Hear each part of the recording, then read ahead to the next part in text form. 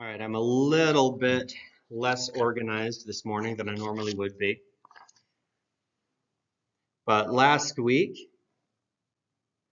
we started looking at the political situation leading up to the explosion that happened that changed Israel's history forever in this time between the Old and New Testament. And it started with the Seleucid Empire taking over the part of the world that contained Israel from Egypt. They defeated Egypt, the Ptolemies, and the Seleucid king Antiochus III did that. Antiochus III, after defeating Egypt, not taking it over, but defeating them, weakening them, tried to fight a war with Rome over who got to control and influence Greece. And he lost that war stupendously. And the Romans gave him a list of conditions to sign, a treaty that was, incredibly devastating to the Seleucid Empire, called the Peace of Apamea, is what it's called. But they forced him to give up all his territory in Greece and Asia Minor, reduce his navy to 12 warships, get rid of his elephants, and pay 15,000 talents of silver. So it put a strain on the economy of the Seleucid kingdom. And they had to figure out how to pay this every year in addition to their normal expenses. And that money wasn't going to come out of the king's own possessions. That was going to come out of the taxes. The taxes were going to rise. And Antiochus III himself died trying to raid a temple to get funds from a Persian temple. The people revolted and killed him. So he had two sons. The oldest son was Seleucus. The younger son, Antiochus, got taken as a hostage to Rome to help ensure that the Seleucids kept their word and paid back the debt that they owed. So Antiochus was in Rome. Seleucus, the older son, took over the kingdom and had the difficult task then of trying to pay off this debt, trying to figure out how to deal with the situation. And he is mentioned in Daniel chapter 11, like a lot of these people.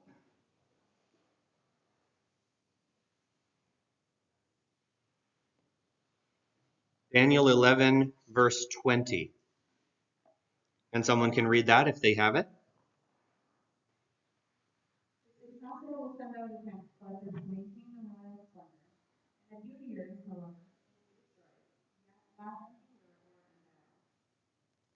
Right. So to maintain the royal splendor, that's the one thing that is said in Daniel 11 about this king that comes right after Antiochus III. He taxes the people. But then within a few days, so after a very short reign, he will be broken, though not in anger nor in battle. And this did happen. We'll get there. But for right now, let's look at an incident that took place in the reign of this Seleucus IV. And that's what the handout is from 2nd Maccabees. Now, we saw a snippet from 1st Maccabees before, but this one, 2nd Maccabees, has a different emphasis. It's a very different kind of book, even though it goes over the same events. And it starts earlier in the story, explains more about what led up to the Maccabean revolt. The second Maccabees, the account really begins in chapter 3 here with the arrival of Heliodorus in Jerusalem. And Heliodorus was the tax collector that King Seleucid sent out. King Seleucus, sorry.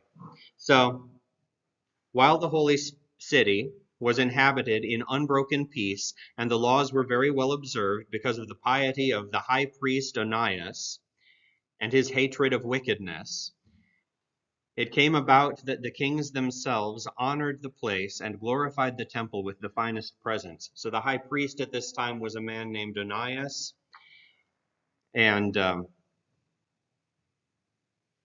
he was a traditionalist. He was Judean in his thinking. He was not a Hellenist like others who came after him. He upheld the traditional Jewish customs and ways of worship. And it says even King Seleucus of Asia defrayed from his own revenues all the expenses connected with the service of the sacrifices. So they had a special exemption. They were treated well, at least at first, by the Seleucids. They didn't have to pay for the sacrifices. Their expenses were covered. But in verse 4, a man named Simon of the tribe of Benjamin, who had been made captain of the temple, had a disagreement with the high priest about the administration of the city market. And when he could not prevail over Onias, he went to Apollonius of Tarsus, who was at that time governor over Coelesyria and Phoenicia, which Coelesyria included the area of Israel. So because the high priest wouldn't listen to him, he couldn't get his way, he went to the governor, the man in charge politically of their area. And he reported to him that the treasury in Jerusalem was full of untold sums of money, so that the amount of funds could not be reckoned, and that they did not belong to the account of the sacrifices, but that it was possible for them to fall under the control of the king. So, basically kind of justifiable, the temple doesn't need this money. The king is free to take it if he wants. And at this point in history, of course, there's a need that would have been very appealing to this governor. When Apollonius met the king, so King Seleucus, he told him of the money about which he had been informed. So the king chose Heliodorus, who was in charge of his affairs, and sent him with commands to effect the removal of the aforesaid money. So Heliodorus is going to Jerusalem with the mission of getting this money out of the temple and bringing it back to the king. So Heliodorus at once set out on his journey, ostensibly to make an inspection tour of the cities of Coelesyria and Phoenicia. That was the excuse, but in fact to carry out the king's purpose.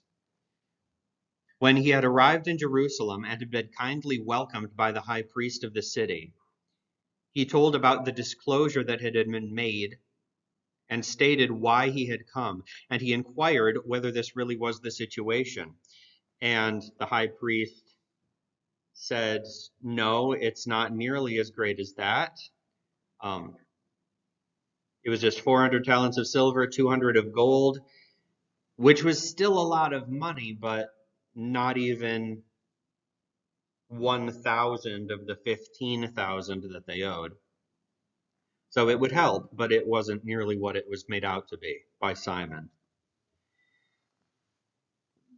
But even so, because he had been commanded to by the king, Heliodorus was committed to emptying that treasury. So he set a day and went in to direct the inspection of these funds. And there was no little distress throughout the whole city. So the people gathered and prayed, and the priests tore their clothes and all of that.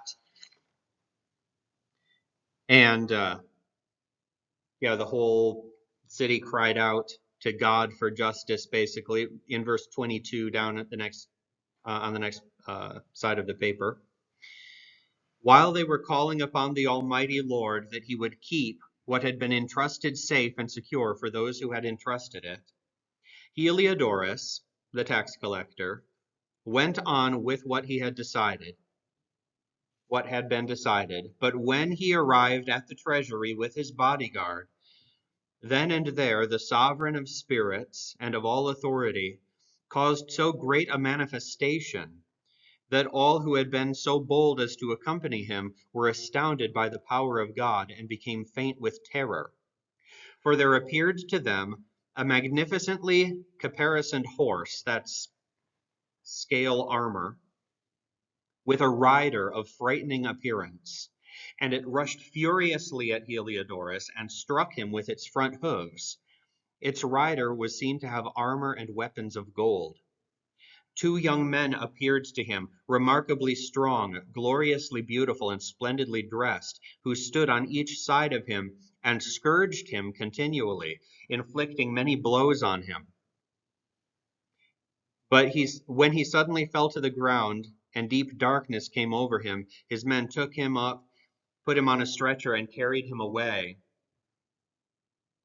And he was prevented. It goes on to talk about how he converted, how he offered sacrifices after this to God and went back without the money. Now, how much of this account is true and how much is legendary is debatable. And people debate stories that are in the Bible as well. And I understand that. And it's perfectly possible that this could have happened. But the writer of Second Maccabees is also the one that I talked about a while ago who records the account of Jeremiah hiding the Ark of the Covenant in the cave, which seems to go against what we know from Jeremiah's own words. So he writes a while after the events themselves, and he's not like a first-hand witness historian. He has a very religious agenda. He's writing to the Jews in Egypt, trying to tell them why they should celebrate and remember these events. And he's passing on some true history, it seems pretty clear, but also quite possibly some legends, some explanations that have come up. And what actually happened here may have been something like this. He may have had some kind of vision, or he might not. It is definitely true that though the temple was protected this time, that it was not looted at this time, it was not protected later. That this was accomplished, just not by Heliodorus. Not too long after this, like I said, Seleucus had a short reign. Heliodorus ended up assassinating him and tried to become king himself, tried to take over the kingdom. So Heliodorus is an important historical figure for that reason as well. Seleucus, yeah, Seleucus the fourth.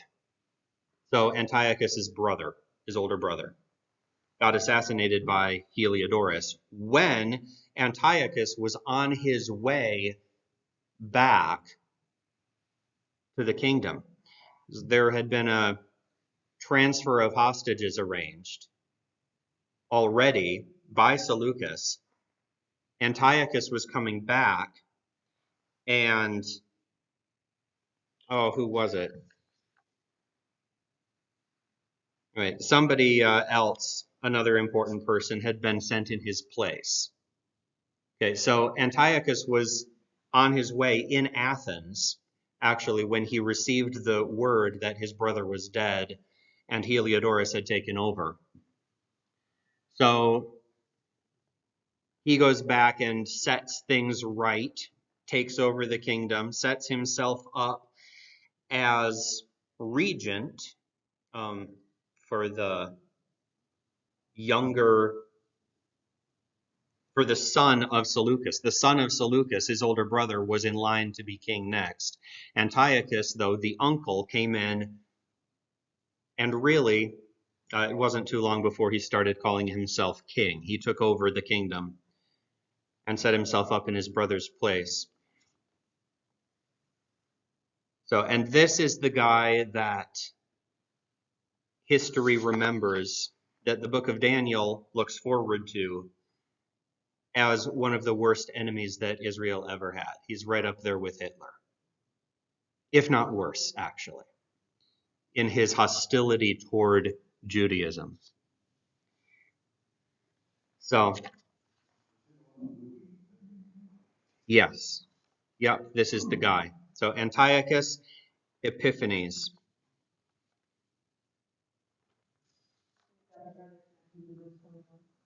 In verse 21.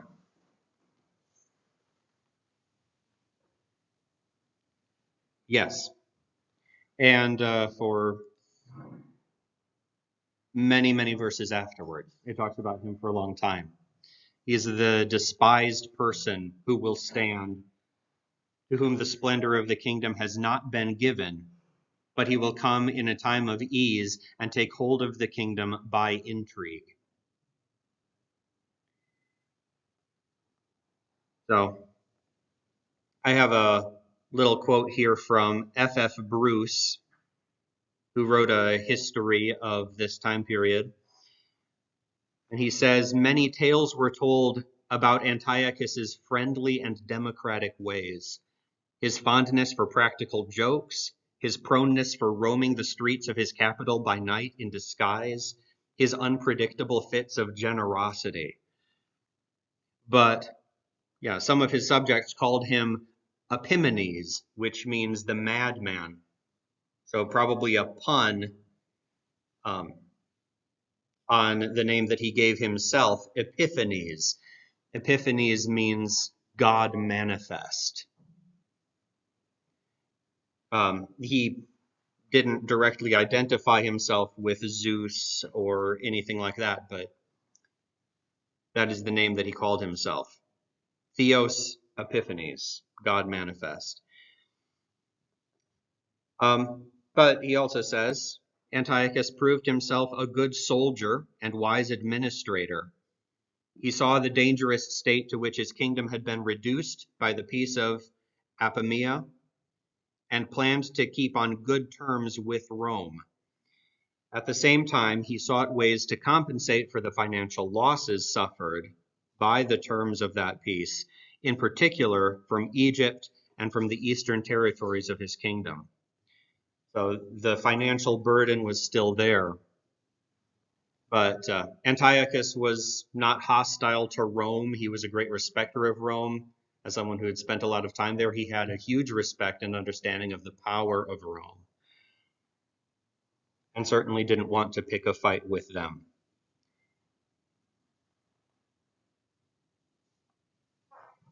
So when he became king, it talks about in in 2nd Maccabees a little bit later, when Seleucus died and Antiochus, who was called Epiphanes, succeeded to the kingdom, Jason, the brother of Onias, obtained the high priesthood by corruption.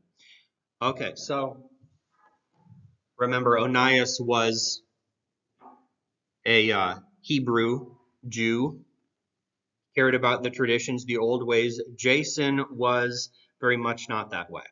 So one brother was conservative, one brother was very, very liberal and Greek in his thinking.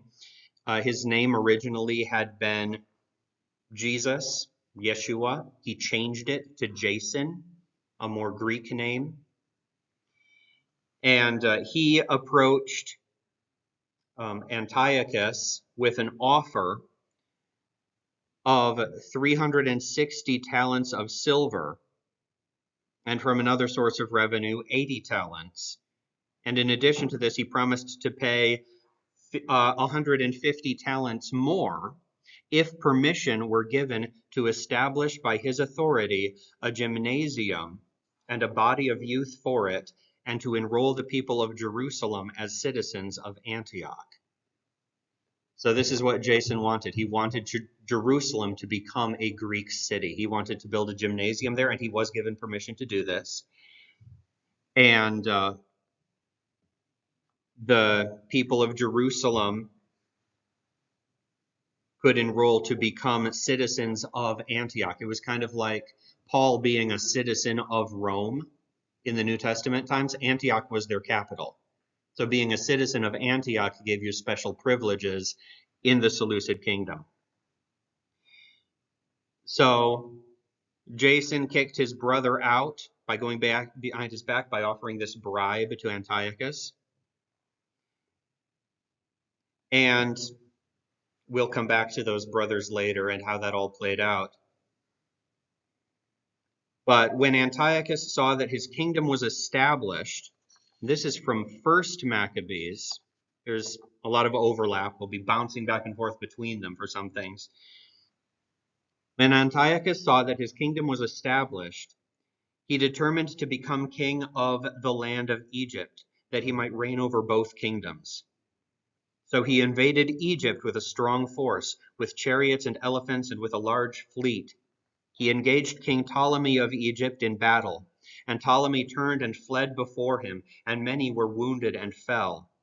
And they captured the fortified cities in the land of Egypt, and he plundered the land of Egypt. And we already read verse 21. Yeah, here we go. Verse 25. And he will stir up his strength and heart against the king of the south. That's Ptolemy, that's the king of Egypt, with a great military force. So the king of the south will wage war with an extremely large and mighty military force for war, but he will not stand, for schemes will be devised against him. And those who eat his choice food will break him, and his military force will overflow, but many will fall down slain. So Ptolemy lost this battle. There were politics involved as well, a little more complicated than we're going to go into. But Antiochus won this fight against Egypt and added it as a subservient kingdom to his own. And yeah, we'll get there. But this is the next chunk of 1st Maccabees after what I just read. It says, after subduing Egypt, Antiochus returned in the 143rd year. He went up against Israel and came to Jerusalem with a strong force, since he was in the area anyway. He arrogantly entered the sanctuary and took the golden altar, the lampstand for the light, and all its utensils. He also took the table for the bread of the presence, the cups for drink offerings, the bowls, the golden censers, the curtain, the crowns, and the golden decoration on the front of the temple. He stripped it all off. He took the silver and the gold and the costly vessels. He took also the hidden treasures that he found. Taking them all, he departed to his own land. And that brings us to Daniel 11:28. Would someone like to read that?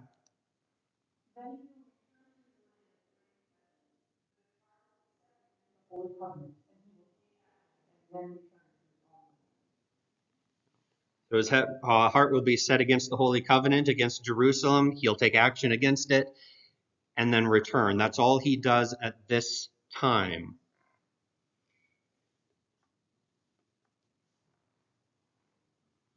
But things changed in Israel after this with the high priesthood. Remember, Jason took over from Onias, his brother, by offering a bribe to Antiochus. This happened later. After a period of 3 years, Jason sent Menelaus, the brother of the previously mentioned Simon. So the brother of the guy who yeah, started the whole greed after the treasure in Jerusalem thing. So the brother of Simon, Menelaus, was sent by Jason to carry the money to the king and to complete the records of essential business. But he, when presented to the king, so Menelaus now, when he came to the king, extolled him with an air of authority and secured the high priesthood for himself, outbidding Jason by 300 talents of silver. So Jason had got the high priesthood with a bribe. Menelaus, his agent that he sent, offered more than Jason had and became high priest himself. After receiving the king's orders, he returned, possessing no qualification for the high priesthood, but having the hot temper of a cruel tyrant and the rage of a savage wild beast. So Jason, who after supplanting his own brother, was supplanted by another man, and was driven as a fugitive into the land of Ammon. So after this, Menelaus, the new high priest, who really cared nothing about God at all, he just cared about the position, the wealth, and the prestige that went with it. Menelaus had the original high priest, Onias, murdered. So the only two people left who could consider themselves to have any claim to the high priesthood were Menelaus and Jason. Okay, and Jason still wanted it. So after this, there was a second invasion of Egypt. Antiochus came back. Ptolemy rebelled against him. They fought again.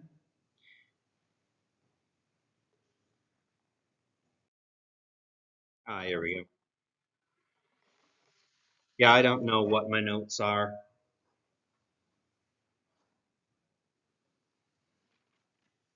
Let's see, 29 and 30. Okay.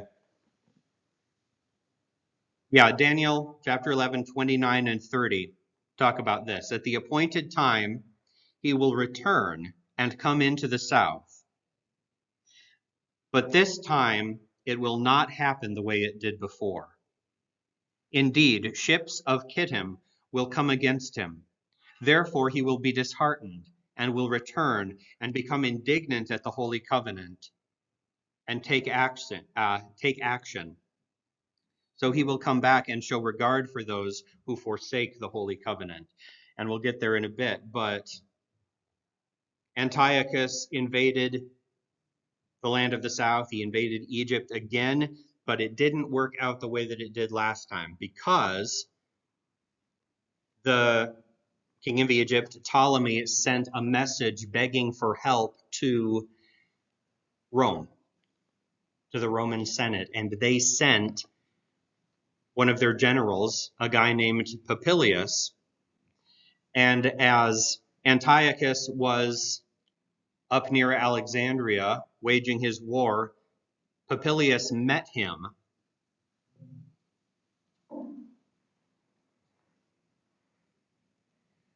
And this is the historical account from the Romans of what happened.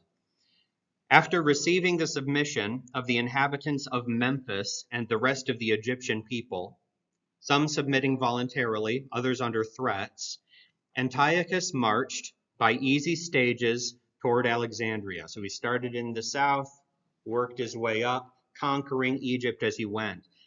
And Alexandria was all that's left of Egypt that he hadn't conquered. After crossing the river of Eleusis, about 4 miles from Alexandria, he was met by the Roman commissioners, to whom he gave a friendly greeting and held out his hand to Popilius. Popilius, however, placed in his hand, instead of shaking it, he placed in his hand the tablets on which was written the decree of the Senate and told him to first read all of it. After reading it through, And the decree told him basically, we don't see you as having any right to Egypt. Get out of there, leave them alone. All right, it's in the best interest of Rome to keep all of their enemies as weak as powerful. Rome can tell the Seleucid Empire is trying to become more powerful, more dominant than they are. And Rome has a great interest in helping Egypt right now to keep their enemies divided, or people who could potentially become their enemies. So they're ordering Antiochus out. After reading it through, Antiochus said that he would call his friends into council and consider what he ought to do. Popilius, stern and imperious as ever, drew a circle round the king with a stick he was carrying, and that's what the picture is of, and said, "Before you step out of that circle, give me a reply to lay before the Senate." Like, you are not allowed to leave until you tell me for sure what you intend to do. And the implication is, if he defies the Senate's command, he will find himself at war with Rome, which is the last place Antiochus wants to be. For a few minutes, he hesitated, astounded at such a peremptory order. And at last he replied, "I will do what the Senate thinks right."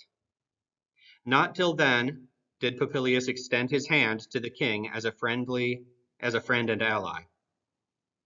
Antiochus evacuated Egypt at the appointed date, and the commissioners exerted their authority to establish a lasting peace between the brothers, as they had yet hardly made peace with each other. So between the Ptolemies and the Seleucids, they tried to maintain peace. And this incident, this very successful conquest that was put a stop to by Rome, Antiochus was humiliated, he was frustrated, he was in an incredibly bad mood when he came back into his own land. And that explains to a great degree the way that he reacted to what was going on in Israel. And that is where we will pick up next week. These are the verses that I just read, that he will have regard when he came back into the land for those who forsake the Holy Covenant. So next week we'll take a look at the events that directly triggered both Antiochus's persecution of the Jews and their revolt against him. Any questions?